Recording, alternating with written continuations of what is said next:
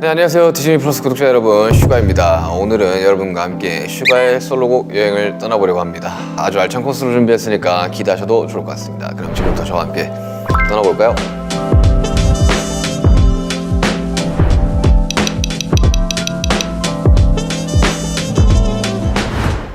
첫 번째 여행지는 바로 어거스트 D입니다. 제가 2016년에 공개했던 믹스테이프 1집 어거스트 D 타이틀곡인데요. 슈가의 솔로곡을 돌아볼 때 절대 빼놓을 수 없는 앨범인 것 같고, 그래서 저 때 당시로는 되게 뭔가 공격적인 음악이나 이런 메시지를 담으려고 한 건 아니었는데, 아이돌 팬분들 사이에서는 이제 아이돌을 부정당했었고, 또 이제 뮤지션의 팬분들한테는 쟤네가 무슨 음악을 한다고 약간 이런 어디 소속이 안 되어 있는 느낌이라서 굉장히 제 음악적으로 뭔가를 조금 보여줘야겠다, 내가 얼마나 하나, 이런 거 약간 좀 꽂혀 있었어요. 그래가지고 저도 이제 최근에 투어 준비하면서 저 당시 음악들을 들어보는데 엄청 타이트하게 랩을 했었어가지고, 그때 이제 D1, 그러니까 어거스트 D의 앨범에 저는 굉장히 성나있고 화가 많고 날카로웠던 상황이라 어거스트 D 곡 자체는 그냥 화나 있는 저를 보실 수 있는 그런 곡입니다. 사실 뭐 정체성이랄 게 없어요. 다 저기 때문에 그냥 뭐 민윤기라는 단어로 둘 다 표현할 수 있겠네요. 네. 아니 이게 근데 처음에는 분리시킨 이유가 예전에 참 많은 뮤지션들이 약간 좀 잘 분리시켜놓고 음악을 하는 경우가 많았었는데, 뭐 에미넴도 그랬었고, 뭐 니키 미나즈도 그랬었고, 그래서 저는 이제 어릴 적부터 이제 힙합 음악이랑 팝 음악을 듣고 자라서 그런지 하고 싶었어요. 그렇게 뭔가 뭐 자아의 분리라기보다는 그때 당시로는 내가 슈가라는 이름을 떼고 다른 이름으로 음악을 냈을 때 조금 더 선입견 없이 바라봐주지 않을까라는 생각을 했었죠.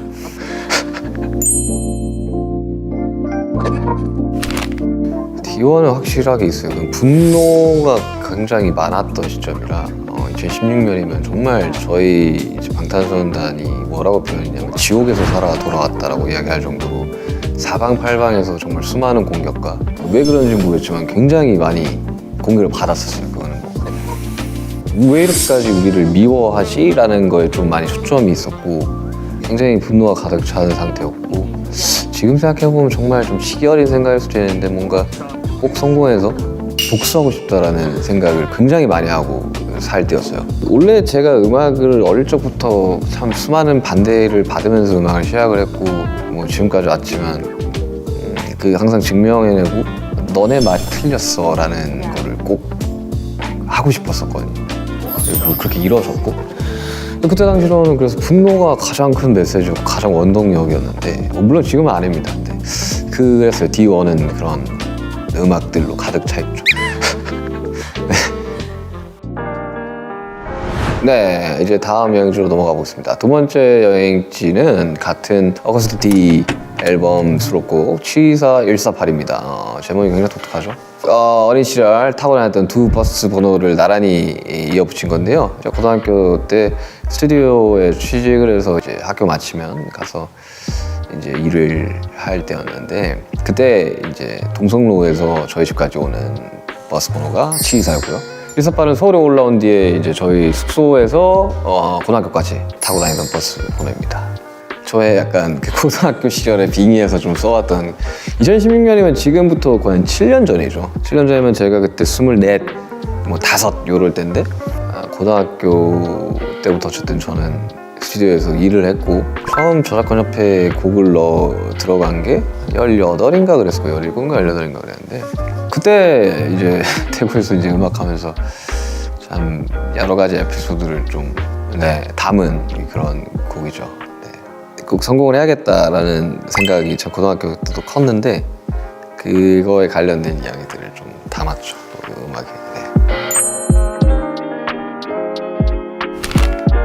저는 좀 연습생 이 남들이랑 좀 달랐어요. 그래서 저는 그때 오디션 당시에 랩 부분, 뭐 춤, 뭐 작곡 이렇게 세 분야가 있었는데, 뭐 랩은 계속 했으니까 이제 랩 오디션이랑 작곡 부분 오디션까지 같이 본 거죠.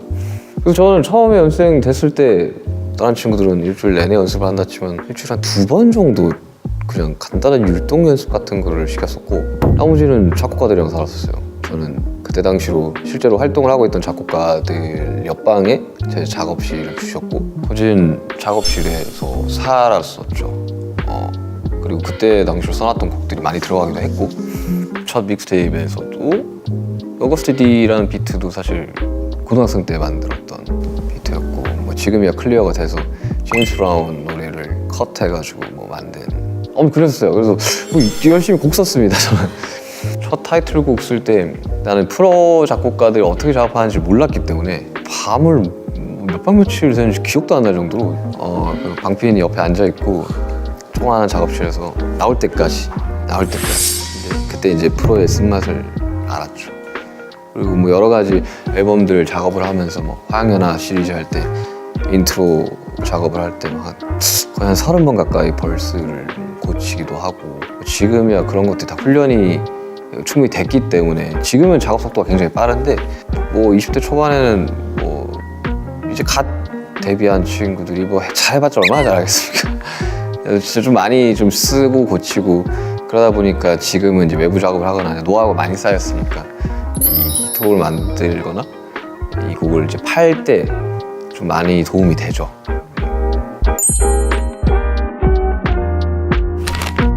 징징한 데서 너무 고마워요. 그러니까 그냥 시키는 거를 그냥 묵묵하게 했던 것 같아요. 이거 못하겠어 막 엄살 잘 안 부렸고, 데드라인이 딱 정해지면 그때까지는 다 어떤 식으로든 해냈기 때문에 저보다 상대적으로 나이가 많은 사람들이랑 같이 일을 시작을 했기 때문에 17, 18살 때 그냥 그런 것들에 대해서 좀 당연하다고 생각을 하고 해냈어요. 그거만큼은 되게 자랑스럽습니다. 그냥 그 고생했던 것들이 되게 당연했던 것들이라 되게 어른스러웠던 것 같아서 저의 20대 초반의 민윤기도 그 부분에 있어서는 정말 고맙게 생각을 합니다.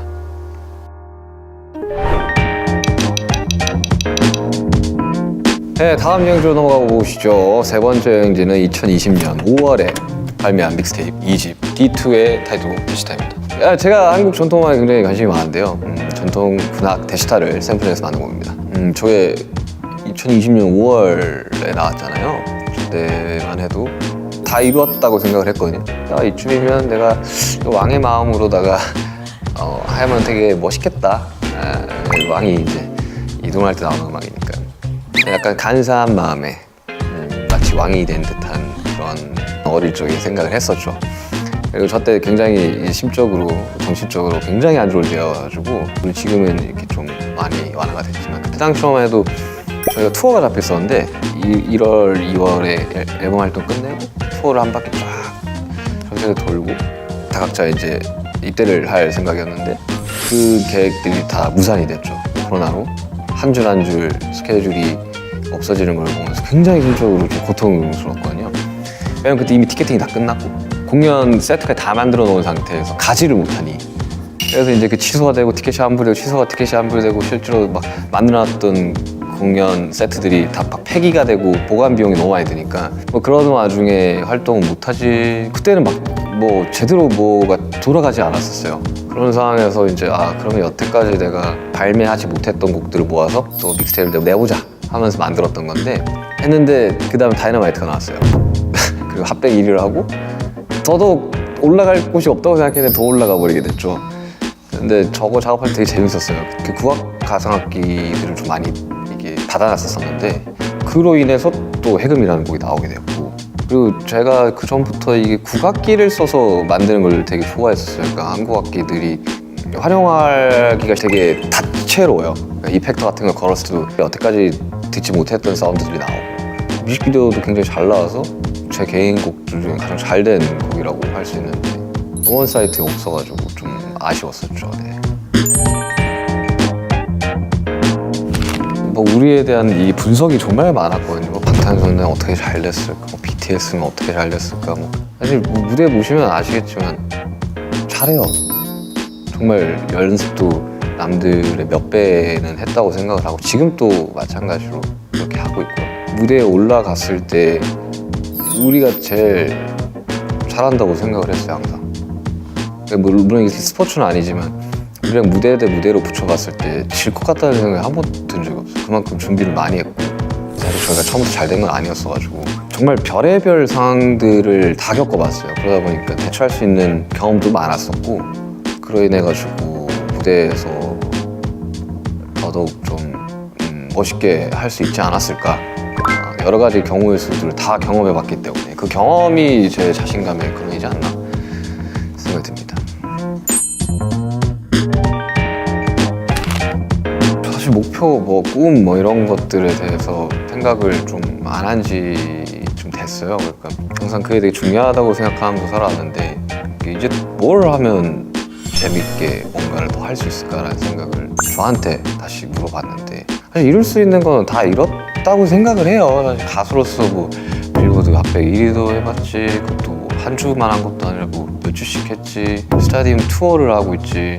그러니까 이거 한국뿐만 아니라 그냥 이 전 세계에 음악하는 사람들의 정말 마지막 꿈 같은 것들을 이뤄봤기 때문에 어떻게든 붙잡으면서 이거를 다시 한번 해야겠어는 사실 생각을 안 하고 그냥 저희를 좋아해 주시는 이제 팬분들이랑 같이 오래오래 무대를 하고 싶다는 게 사실 저의 가장 큰 목표죠. 네 번째 여행지로 넘어가 보겠습니다. 이곳은 바로 D2 앨범의 사람이라는 곡입니다. 앞선 곡들에 비해 서정적인 분위기의 곡이라고 할 수 있는데요. 저의 랩과 함께 보컬을 들어보실 수 있는 곡입니다. 사람들이 그런 얘기 하잖아요. 뭐 10손가락 깨물어서 안 아픈 손가락 없다고 하지만 덜 아픈 손가락들이 있거든요. 근데 이 사람이란 곡은 굉장히 아픈 손가락 중에 제가 정말 아끼는 곡 중에 하나고 원래는 저희 멤버 중에 지민이라는 친구의 솔로곡 수급을 받을 때였었어요. 세렌디피티라는 곡을 수급을 받을 때였는데 저한테도 당연히 오죠. 이제 곡 있으면 좀 보내봐라 그런 류의 곡이 있지는 않았었는데 그냥 비트를 그때 투어 도중에 호텔에서 만들어서 보내줬었어요. 근데 대차게 까였습니다. 그래가지고 까였 때보다 안 쓴 거죠. 그래서 근데 저는 되게 아끼던 비트였어가지고 묵혀둔다라는 표현을 하는데 냅뒀다가 이제 이거 작업을 할 때 들었는데 좋은 거죠? 이거 왜 안 썼지? 싶을 정도로 그래서 이걸 해야겠다 하면서 바로 작업을 했어요. 그리고 이런 곡들은 작업하는 속도가 굉장히 빨라요. 그러니까 제가 좋아하는 곡들은 애써서 나오지 않고 굉장히 좀 빠르게 나오는 편인데 쑥쑥쑥 나왔었어요. 그냥 그 벌스랑 그 후렴까지 다 쓰는데 하루가 안 걸렸으니까 쭉쭉 써가지고 바로 녹음을 하고 그때 당시 집안에 스튜디오가 있었어가지고 가이드를 그냥 제가 녹음하는 장비를 그대로 해서 가이드 버전으로 이제 거진 들어갔죠. 조금 수정만 해가지고 사람이라는 곡은 저도 굉장히 힘들 때 제 자신도 많이 듣는 곡입니다. 들으면서 좀 많이 울었었어요. 그래서 제가 굉장히 아끼는 곡 중에 그때 당시로 좀 인간관계에 좀 어려움을 느꼈던 때라 그렇잖아요. 원래 사람이 사람한테 좀 상처를 많이 받다 보니 그런 이야기를 좀 쉽게 했던 것 같아요. 그때 당시 사실 이게 음원 사이트에 올라가 있는 노래들은 아니고 이제 굳이 찾아서 들어야지 들을 수 있는 노래라 발매를 했을 때 주변 사람들이 되게 많이들 들어주셨죠. 주변 뮤지션들이나 주변 제 친구들이나.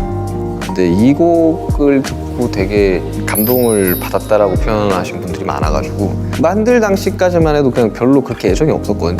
오히려 이제 대치타를 좀 더 좋아했는데 제가 물론 랩을 하고 이렇게 오랜 기간 동안 음악을 만들고 많은 곡들을 넣었지만 저는 이런 류의 곡을 더 잘 쓴다고 생각을 하거든요. 제 외부 작업들 했던 곡들도 상대적으로 센 곡들은 거의 없었어요. 여러분들이 서정적인 곡들을 좀 더 잘 쓴다고 생각하는데 저한테는 적응이 안 됐던 거죠. 근데 이거 하면서 나도 이런 노래의 분위기 그리고 원래 노래를 하지 않았었는데 노래를 함으로써 자신감을 좀 얻어가지고 그 이후 좀 보컬 연습도 혼자서 좀 많이 해보고 했던 저한테는 좀 의미가 깊은 곡입니다.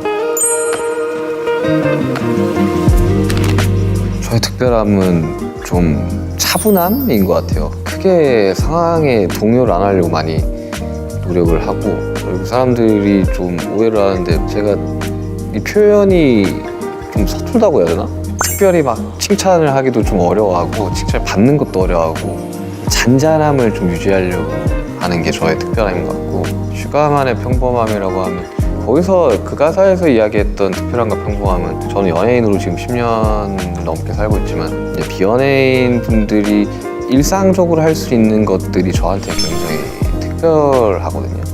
그래서 이제 반대로 저의 평범함은 많은 분들이 경험해보지 못한 것들이 저한테는 평범하겠죠. 뭐 스타디움 투어라든지 수많은 뭐 해외 시상식이라든지, 이게 물론 굉장히 특별한 경험이긴 하지만, 그리고 또 많은 팬분들이 도움을 주셔서 가는 굉장히 특별한 경험이긴 하지만, 그 누구나 할 수 있는 건 아니라고 생각을 하거든요. 그래서 그런 차이가 있는 것 같습니다.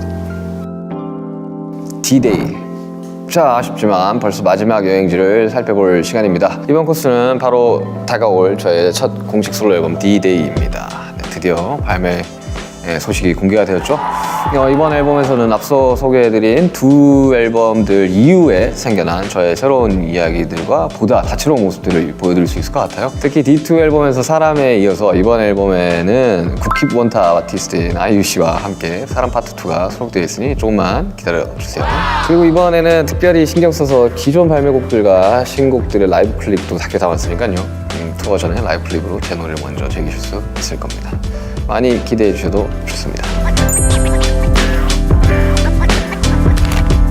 저는 항상 앨범을 낼 때 10개씩 넣었는데 이번에도 10개가 들어왔거든요.